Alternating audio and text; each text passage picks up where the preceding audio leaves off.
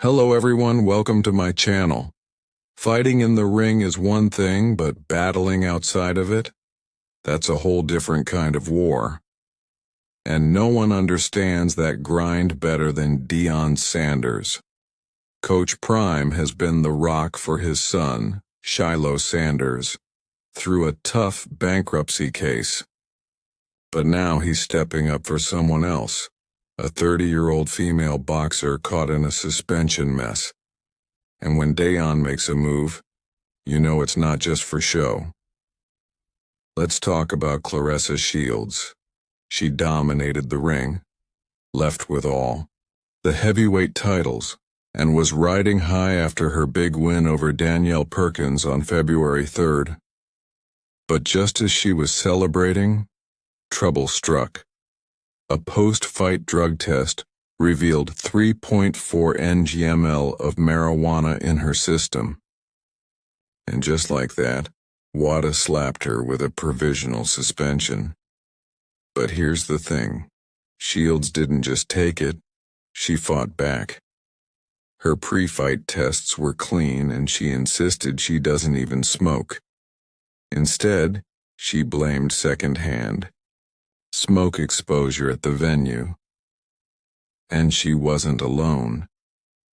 Even Victor Conte, the infamous Balco PED guy, called the test results an ultra trace amount, basically saying it wasn't legit.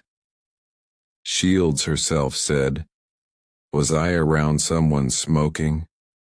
Yeah, the Dort Federal. Everyone was in there smoking, girl." Her legal team wasted no time.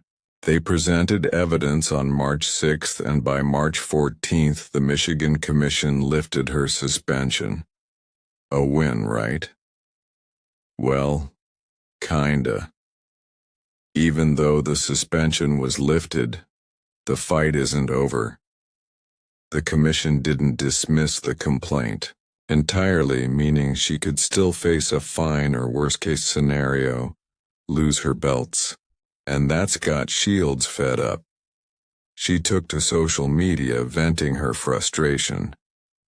"After what I've been through, I'm thinking about leaving the country, starting a boxing program in Africa, and opening a school for underprivileged kids. The truth is, I don't like the nonsense that goes on in the US. There's too much racism and sexism. It's clear she's over it.